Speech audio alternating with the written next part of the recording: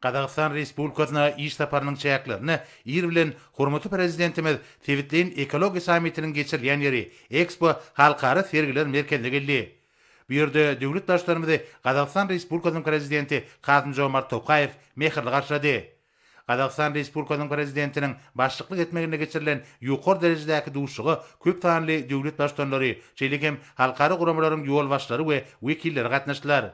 Sammitin öňü sirasynda wekiliýet başçylary Res 2026 Expo halkara sergisi bilen tanışdylar. Astana şäherine Tewitlerin ekologiya sammiti bilen utgaşlyk geçirilýän bir halkara sergisi Merkezi Aziýanyň ýaşyl geljeginiň tehnologik gözden geçirilişine urly. Sergi merkeziniň meýdançalary dünýäniň öňdebarjy kompaniýalarynyň we innowasion kärhanalarynyň energetika geçiş üçin taýýar çözgütler bilen tanışdyrýar. Eksponatlar toplamy tematik bölümlere bölünip, ular uglerodyň daşqur şowa zyňynlarynyň öňüne almakdan başlap, suwarşyň döwrewap damjalaýyn ulganlaryna çenli ähli uğurlary öz içine alýar. Bir meýdançadyň evre tehnologiýalary görkezmek bilen çäklenmän, eýsem ekologik jogapkärçiligi gönükdirilen täze işgürlük medeniýetini kemale getirýär.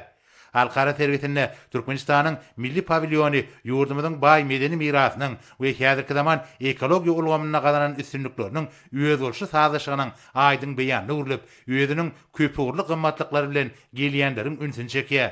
Ýurdumyzyň wekili bilent mertebeli mehmanlary milli pavilyonymyz bilen tanışdyryp, ekspozisiýada Türkmenistanyň gaýtalanmajak tebigaty we baý medeniýeti bilen bir gatarda ýurdumyzyň daşqur şowy goramak babatda alyp barýan işiniň ýetasy uğurlarynyň, bir ulgamda durmuşa geçirilýän başlangyçlarynyň maksatnamalaryň we tasamalaryň öz beýany tapýanyny aýtdy.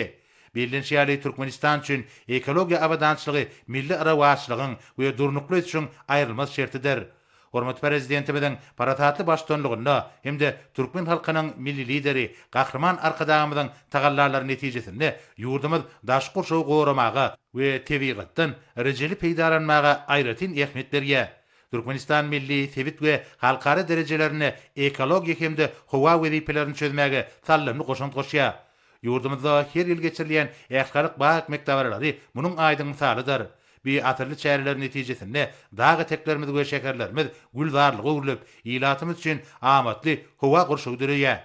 Daş gurşugy goramak boýunça halkara tagallarlara işem goşulmak bilen Türkmenistan Tewitde ekologiýa ýagdaýyny gowlandyrmaga, howanyň üýtgemeginiň yaramaz täsirlerine we topragyň yaramazlaşmagyna garşy durmagy gönükdirilen dürli başlangyçlar bilen çykyş edýär. Bir başlangyçlaryň durmuşa geçirilmegi, Tewit ýurtlarynyň tagallarlaryny birleşdirmäge, tehnologiýalar hemde tejribe alşmagy giňeltmäge ýardam berýär.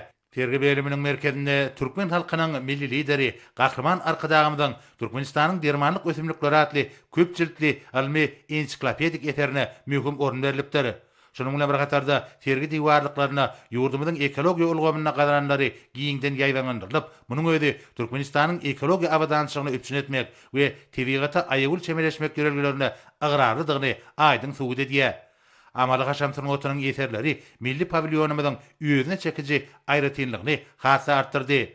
Sergi bilen tanışlykdan soňra wekiliýet başçylary durnukly geljek boýunça umumy garaýşatly Tewitlerin ekologiýa sammitiniň plenar mejlisiniň geçirijek ýerine kongresler merkezine geldiler. Birlikde surata düşmek dawarasyndan soňra mejlis öz işine başlady.